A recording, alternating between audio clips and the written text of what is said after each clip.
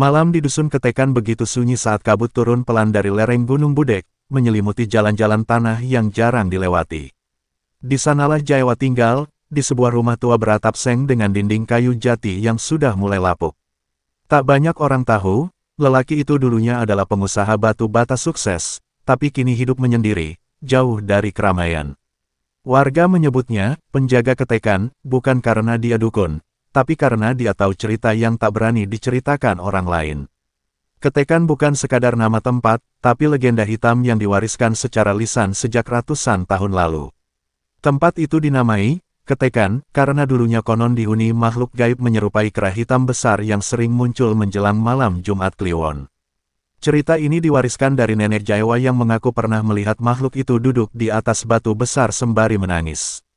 Tapi bukan hanya cerita tentang makhluk itu yang membuat tempat ini terkenal.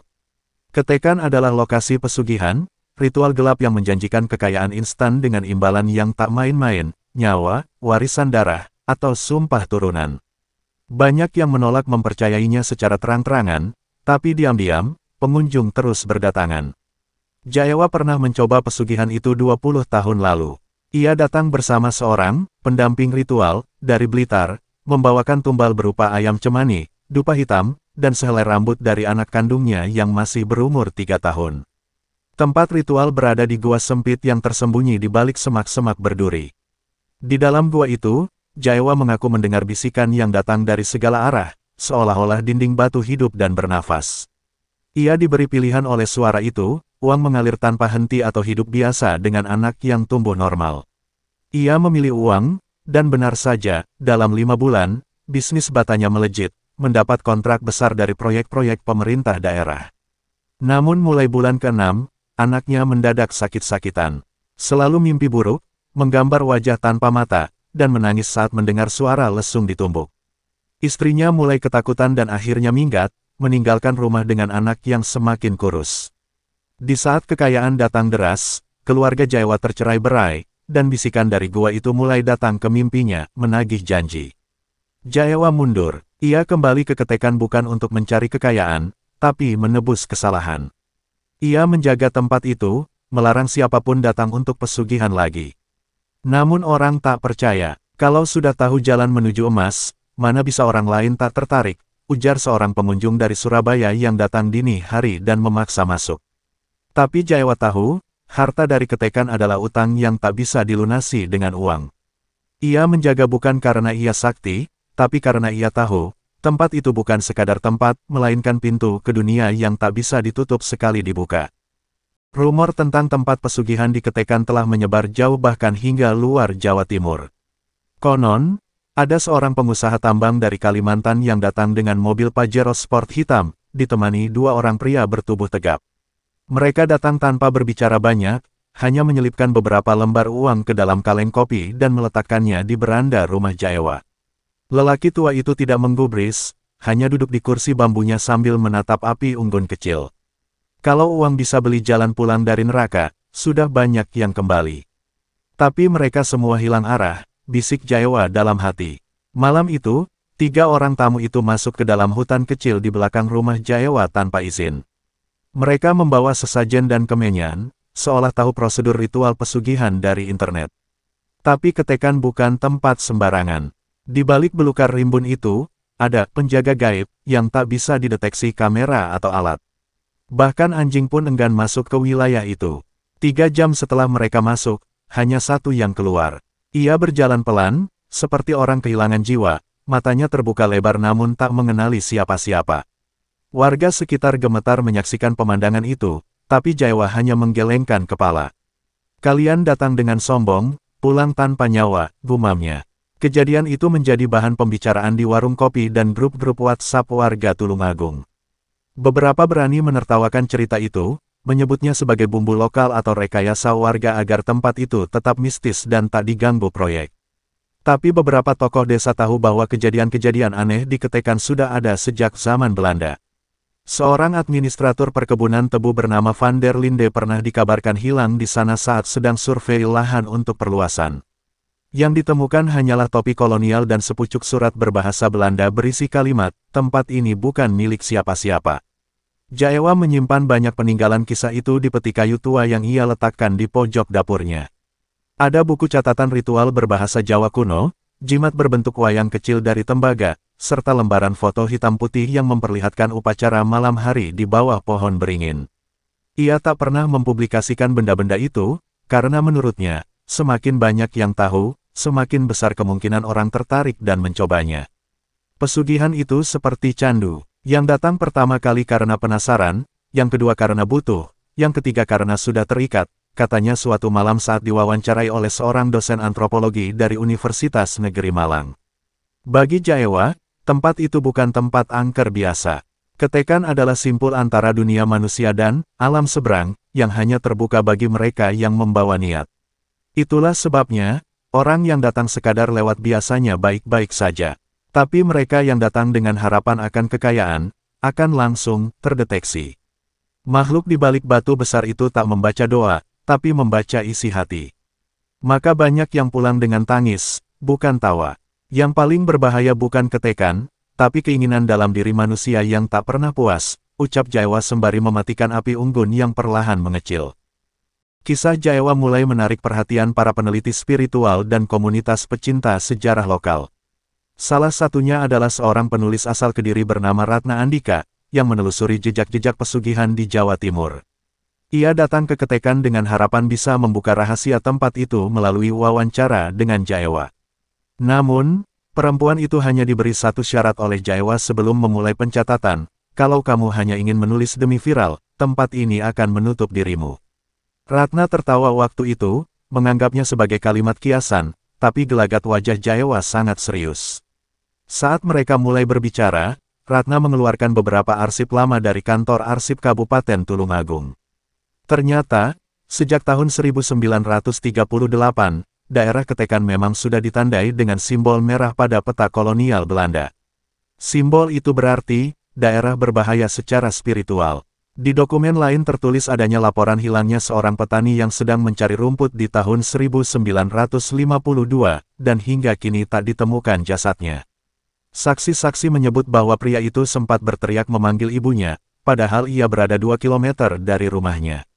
Menariknya, suara itu terdengar seperti berasal dari balik tanah, bukan dari mulut manusia. Jaewa tidak menyangkal semua data itu. Bahkan, ia menambahkan bahwa Ketekan punya hari bernyawa, yaitu malam Selasa Kliwon dan Jumat Kliwon. Pada 2 malam itu, hewan-hewan peliharaan mendadak gelisah, lampu minyak sulit dinyalakan, dan aroma seperti kulit terbakar memenuhi udara. Ia mengatakan bahwa tempat itu memiliki denyut gaib, yang memuncak di waktu tertentu, dan hanya orang dengan ikatan darah tertentu yang bisa merasakannya. Saat Ratna bertanya lebih jauh, Jaewa hanya menunjuk ke bekas luka panjang di lengannya dan berkata, ini bukan bekas kecelakaan, ini semacam tanda perjanjian. Dulu aku belum mengerti. Warga desa sekitar Ketekan terbagi dalam 2 kubu, mereka yang percaya penuh pada kisah Jaewa dan mereka yang menganggap semua itu karangan untuk menjaga wilayah agar tidak diambil alih proyek perumahan. Tapi nyatanya, setiap kali ada rencana pembukaan lahan di sekitar Ketekan, selalu ada kejadian ganjil.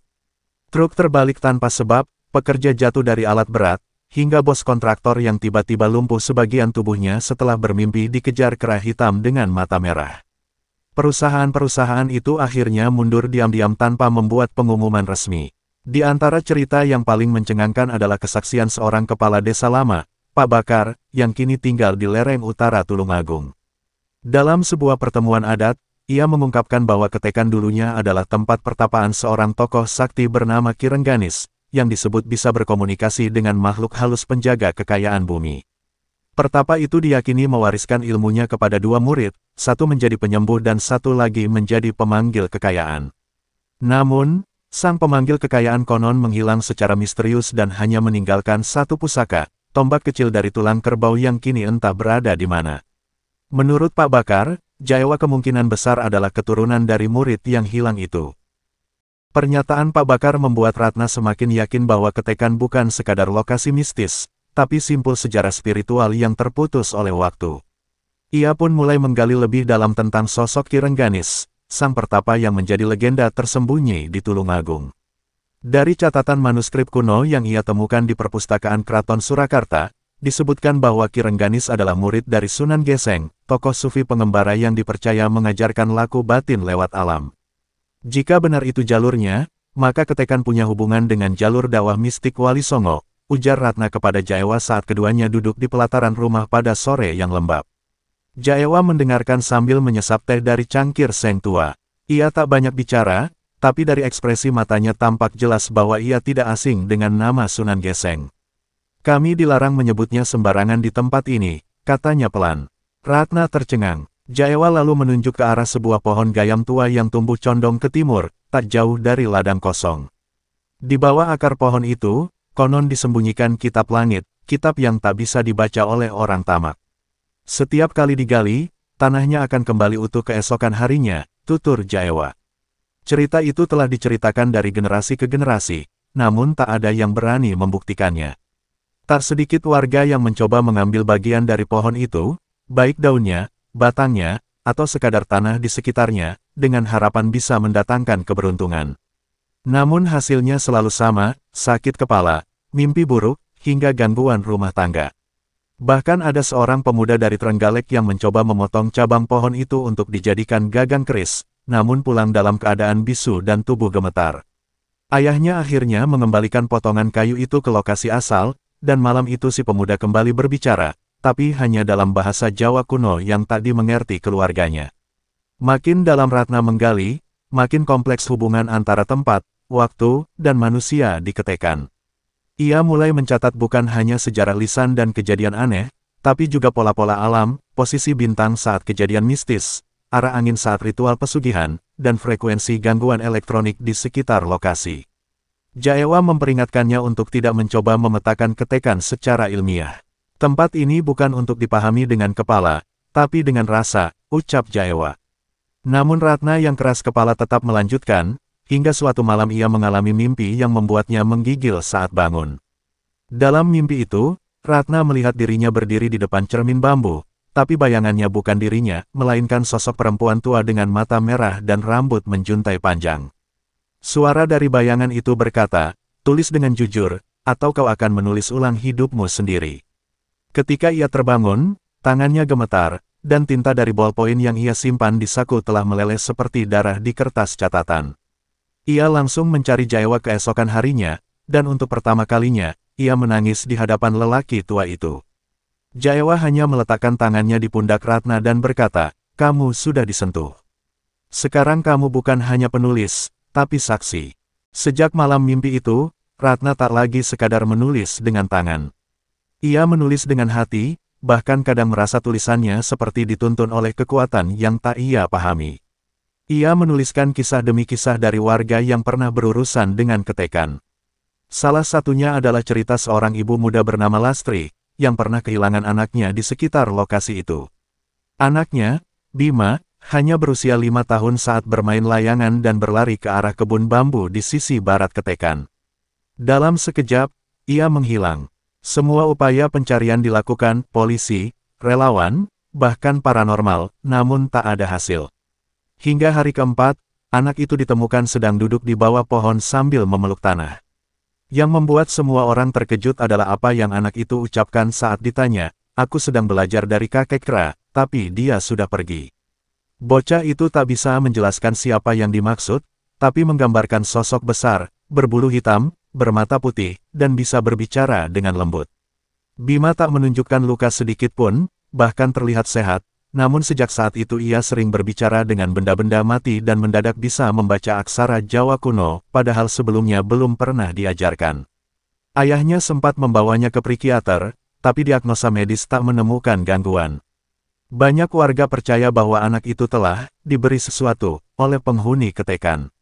Cerita-cerita seperti itu membuat Ratna sadar bahwa pesugihan di Ketekan bukan hanya soal tumbal dan uang, tapi juga tentang perjanjian yang melampaui batas-batas logika manusia. Beberapa pelaku ritual mengaku diminta untuk berpantang makan daging merah, atau tak boleh menyentuh emas selama 3 bulan. Ada pula yang harus menanamkan koin tembaga di tanah rumahnya setiap malam Jumat selama 7 tahun. Jaewa menjelaskan bahwa syarat-syarat itu bukanlah ujian, tapi bentuk penyesuaian energi. Kalau kamu ingin sesuatu dari dunia mereka, maka kamu harus melepaskan sesuatu dari duniamu, ujarnya.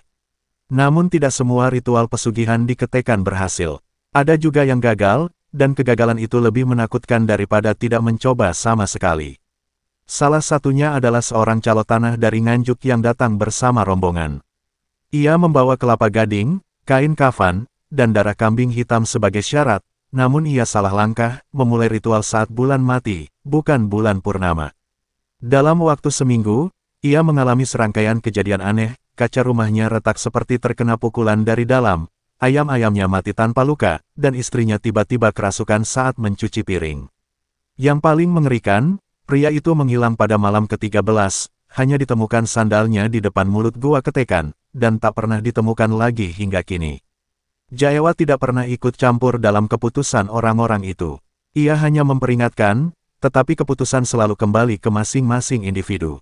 Aku sudah pernah mencicipi manisnya pesugihan dan pahitnya balasan, katanya kepada Ratna. Aku memilih tinggal di sini bukan karena ingin menjaga tempat ini, tapi karena ingin menjaga orang lain dari kesalahan yang sama.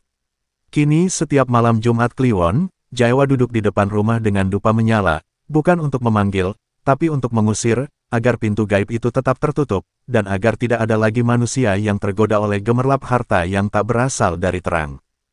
Malam Jumat Kliwon berikutnya datang disertai hujan rintik-rintik yang turun sejak sore. Awan menggulung kelabu di atas lembah Ketekan, seolah langit ikut menjaga rahasia yang terkubur di balik semak belukar. Jaewa tampak lebih diam dari biasanya. Ia duduk di kursi kayu tua sambil menatap kosong ke arah jalur setapak yang menuju mulut gua. Malam itu, Ratna kembali datang, kali ini membawa alat perekam suara dan 2 kamera inframerah. Aku ingin mencoba merekam fenomena malam ini. Bukan untuk eksposur, tapi sebagai dokumentasi ilmiah, katanya. Jaewa tak menjawab, hanya tersenyum kecil dan berkata, kalau kamu tidak takut kehilangan waktu. Beberapa menit menjelang tengah malam, suasana di sekitar rumah Jaewa berubah drastis. Angin berhenti berembus, suara serangga lenyap, dan aroma seperti daging terbakar tercium dari arah barat. Kamera Ratna tiba-tiba mati, padahal baterainya baru diganti. Alat perekam suara berdesis seperti tertutup selimut elektromagnetik. Ia sempat panik, tapi Jaewa tetap tenang. Kamu sedang dilihat, katanya singkat. Tak lama, terdengar suara geraman rendah dari arah semak. Bukan suara harimau atau anjing liar, tapi seperti suara napas makhluk besar yang menahan amarah. Ratna gemetar, ingin lari, namun kakinya tak bisa digerakkan. Di balik ketakutan itu, Ratna melihat sesuatu. Bayangan besar hitam, berdiri tegak di bawah pohon gayam, mengawasinya dari jauh. Matanya menyala putih, tubuhnya diselimuti kabut yang tampak seperti asap dupa. Tak ada kata keluar dari mulut makhluk itu, tapi dalam pikirannya Ratna mendengar suara, jangan tulis untuk dunia yang tak mendengar. Tulis untuk yang mau belajar. Saat ia mengedipkan mata, sosok itu menghilang. Saat itu pula, kamera menyala kembali, alat perekam berfungsi seperti semula. Tapi yang lebih mengejutkan, satu pesan aneh muncul di layar ponsel Ratna, sebuah teks dalam huruf Jawa kuno, yang artinya, pengorbanan adalah awal dari penerangan. Ratna mulai mengerti bahwa Ketekan bukan hanya tempat pesugihan, dalam pengertian komersial, ia adalah ruang antara yang dipakai sebagian manusia untuk mendekati dimensi lain dengan motif duniawi. Tapi ruang ini punya aturannya sendiri. Mereka yang datang hanya untuk memperkaya diri, akan ditelan. Tapi mereka yang datang dengan rasa ingin tahu dan rendah hati, bisa pulang dengan pemahaman yang lebih luas tentang hidup. Tempat ini bukan tempat perjanjian, kata Jaewa, ini tempat pengakuan. Apa yang kamu akui di dalam hati, itulah yang akan datang padamu. Sejak malam itu, hubungan Ratna dan Jaewa berubah. Mereka tak lagi seperti penulis dan narasumber. Mereka menjadi 2 jiwa yang terhubung oleh pengalaman spiritual yang tak bisa dijelaskan dengan logika biasa. Ratna tak lagi membawa kamera atau perekam saat ke Ketekan. Ia hanya membawa buku catatan dan hati yang terbuka. Ia mulai mengajarkan kepada murid-muridnya tentang pentingnya menyikapi warisan spiritual dengan hormat, bukan eksploitasi. Kita bukan pewaris tanah saja, katanya dalam satu kuliah, tapi juga pewaris luka dan doa yang tertinggal di tanah itu. Dan bagi Jaewa, malam itu menjadi malam di mana akhirnya seseorang mengerti apa yang ia jaga selama ini.